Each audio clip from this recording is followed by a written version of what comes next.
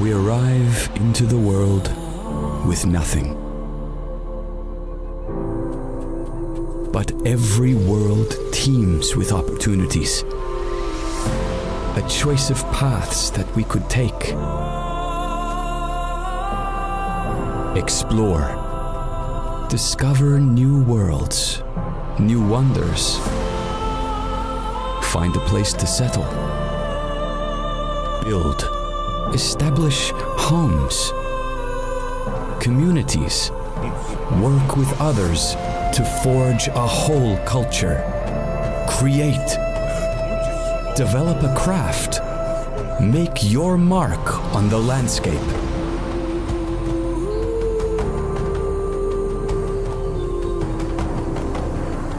Trade. Build an economic empire. Chase riches beyond dreaming. Fight. Pursue martial prowess. Prove yourself a champion.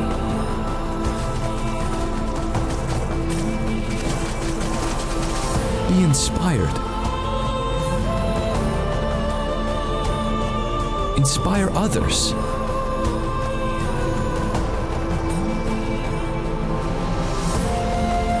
A new universe awaits. Everybody from every region playing together. But whatever path you take, be bold, be remarkable, be boundless.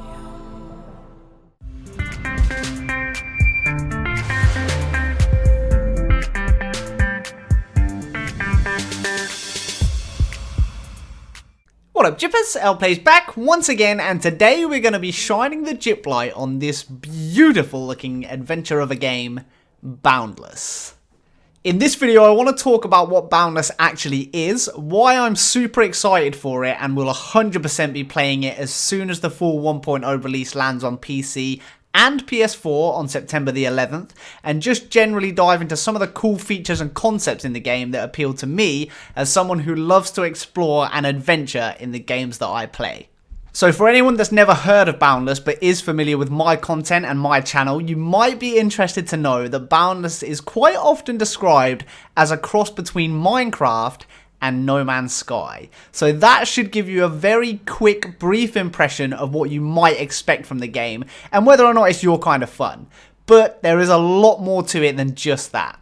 So to kick things off, let's take a look at a very brief summary of what the game is from the developers themselves, Wonderstruck. In a boundless universe of connected worlds, every player's choices will have an impact. Explorer, builder, hunter, trader, crafter.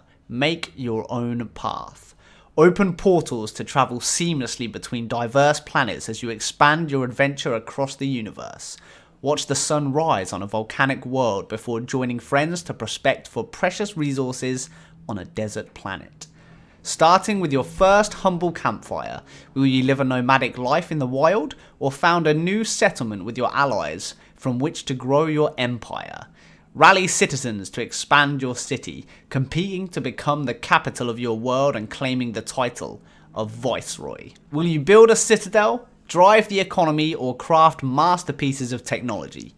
Join the hunt for exotic creatures, develop your homestead, or seek new horizons. Shape your citizen, forge your destiny, and sculpt your world in this epic voxel sandbox MMO built on endless possibility. Sounds pretty cool, right? The game is essentially an open universe MMO sandbox type experience with full crossplay between PS4 and PC. All players share all of the worlds and can see and interact with each other at all times, regardless of the platform that they're playing on. Anything players build on their own, or as huge groups or guilds, will be visible to everyone at all times. And from the early access gameplay that's out there right now, it looks like we're going to be able to build some really freaking amazing things on pretty huge scales in the game. So I guess in that sense, that's where the creative freedom from Minecraft comes into play. It's really open and limitless, and we're going to be able to build some awesome stuff together as communities in the game. I'm talking things like cool little bases, underground mine systems, or huge mega scale cities that everyone else, whether they're on PS4 or PC, can come and explore. So straight away, there are some familiar and exciting themes in the core gameplay elements that jump out to me as someone who enjoys the kind of games and exploration type experience that I do. You guys know that I love that. Exploration is huge for me, and at launch with the 1.0 release, there will be a handful of unique and interesting planets, all with their own look and feel, with individual biome types and weird creatures, as well as strange and different challenges to face based on the type of world that you go to. We're going to have things like ocean worlds, where players live on these tiny little islands, these horrible harsh deserts with really cool and valuable resources, lush forest planets, even huge mountain type worlds where most of the interesting stuff will be hidden in huge underground mine shafts and cave systems. The actual world count is primarily being driven by user demand, as the planets also act as the individual servers, and they can each host 100 players simultaneously. So if the game takes off and does really well and is really popular, it's quite likely that we're going to see more and more worlds being added to accommodate the players and allow for even more fun exploring. So that is really exciting. If this game takes off, if people like it, then it's just going to keep on growing, just like some other games that we know and love. The actual worlds in Boundless and all of the creatures that live on the individual worlds are all procedurally generated, and creatures can actually be harmless little jippers or big bad scaries that you can track and hunt to earn currency and rewards. Traveling between each of these worlds is accessed via this nifty little portal mechanic.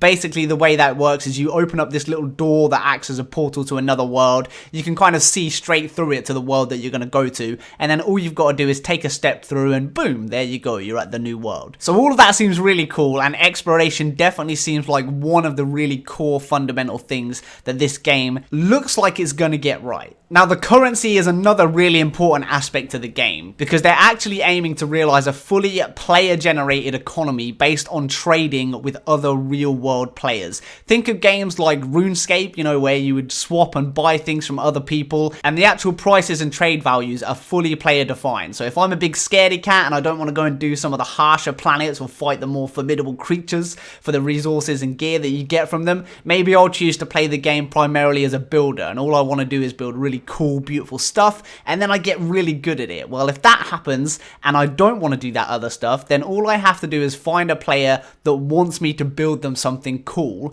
and we can swap, we can trade, you know, we can talk to each other in the game, and we can agree on a little trade. So maybe I'll build you this really cool base, or help you to build the city that you're working on your favorite planet, and if I do that for you, you're going to give me some of the cool resources or that higher level gear I'm too scared to go after myself. And that to me sounds really freaking cool. And I just hope that the game picks up enough speed, gets enough traction to make that system work properly. Because if you've got enough people playing in this game world, in this universe, all playing in totally different ways based on the different core tenets and things that you can do in the game, then that mechanic, that player-driven economy is going to be so freaking cool. And it's going to let us play the game in whatever way we want and not have to worry about doing some of the stuff that maybe we personally don't want to do. So that is really exciting to me personally, and I can't wait to see how that plays out. Players will also be able to join or create their own guilds within the game, and that gives you all sorts of crazy benefits, things like income, portal networks. All of those things will have little bonuses that apply to you if you are part of a certain type of guild or you create your own guild.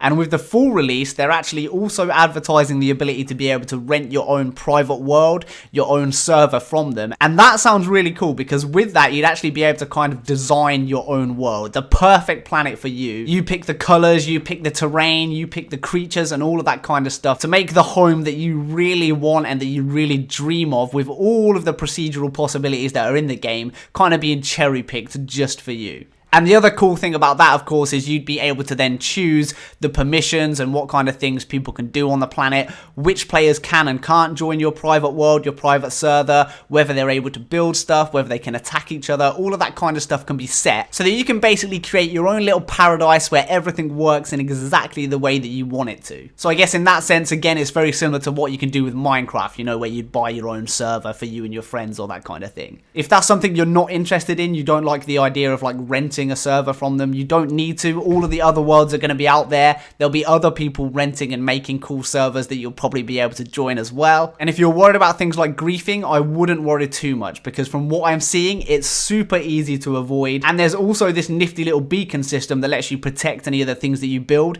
So if you build something really cool, you make an awesome base or a cool city or something like that, you plop down these little beacon things and they protect it so that other players can't just come along and wreck it or add to it or mess things up for you. And honestly, so far from what I'm seeing and reading, the community overall seems really chill and friendly, pretty much like the one we have with No Man's Sky at the minute. And I guess that's probably something that these kind of fun exploration and crafty type games just seem to attract, you know, so yeah, I guess good for us.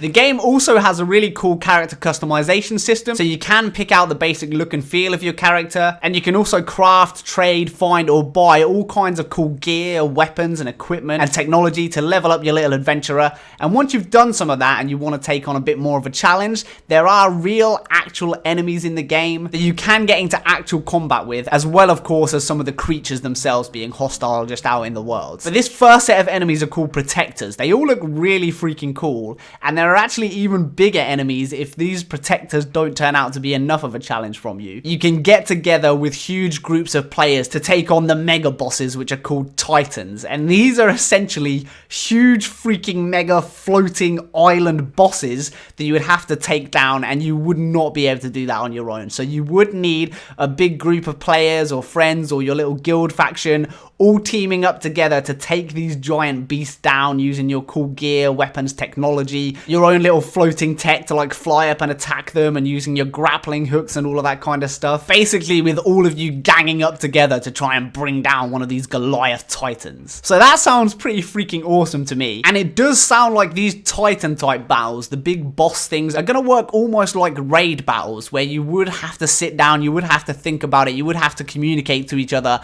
and actually plan a strategy for how you're going to get onto these things, work your way through them, and then take them down at the end. So that sounds like a lot of fun for people that don't just love the exploration and the crafting and all that kind of stuff, but those that do want that combat challenge, that battle experience. And I mean, honestly, it sounded like there's a bit of everything for everyone here, so yeah, I think there's a lot to look forward to. Boundless is a game that the devs have been working on for a good couple of years now, with PC players having had early access to it over the last couple of years, and constantly feeding back into the development of the game to get it up to this point where it is now and where it will be when this 1.0 full release version launches. It looks incredibly polished from the trailers and from what I'm seeing of the recent gameplay, especially because it uses the voxel style graphics engine, because somehow, despite that being quite a basic, almost cartoony look, they've still managed to pull off a really super smooth fantasy style of look that just seems absolutely beautiful, and it definitely seems like they've put a lot of work into making sure the tech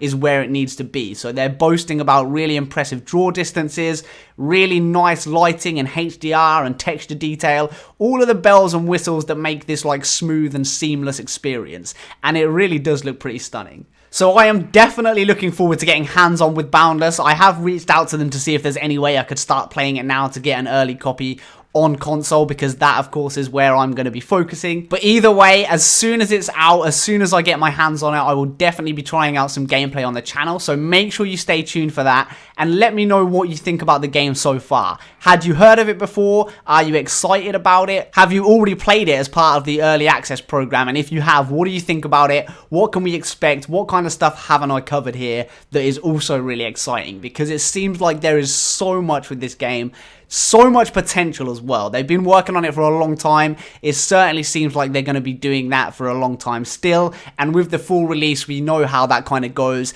This is going to hopefully bring in a load of revenue for them, get loads of people playing and excited about the game more than it has been through the early access stages, and that will of course help them put even more time, money and effort and resources into making it even better. So yeah, I'm definitely looking forward to seeing what the future of Boundless is going to look like, and I cannot wait to jump in on day one on PS4 and try this thing out. So yeah, that's been a very brief overview of Boundless and what it's all about. Hopefully you found it interesting, or at the very least you found it useful.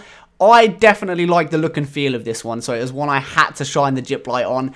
And if you would be interested in seeing more content like this for other games, or more about this game in the future, please make sure you let me know with a like, with a comment, and if you do want to support me in my dream that little bit more, I do have the Patreon, which you can find in the description and the pinned comment of this video. If you do that, thank you so much. I really do appreciate it. I would love to be able to do this full-time one day, and it's going to be the stuff like that that will get me there, if anything ever does. But if not, if you just watch the video and like the video or leave a comment, I appreciate that too. But that's it for this one, guys. Take care of yourselves, and peace. Just want to give a very big thank you to every single one of my current Patreon supporters. Anarchy, Dale from the Atlas Hub, Vergear, David D, Dead D Reza, Forgotten Stoner, Heath, Husband Vader, Ixo, Joanne Zay, Johnny, Good Handed, Lukash M, Mac for a Day, Madeline J, Malin Dog, Mark F, Amras, Neil B, NTB, Ongrad, Autumn Long, Paul Lawson, Rasmus K, Legion 245, Shirocco Magelli, Samwise Gekji, The Golden Gek, The Portrait Dude, Todd C, Todd H, Ty the Blazer, Vanilla, and Wyo. You guys are the best. Thank you so much.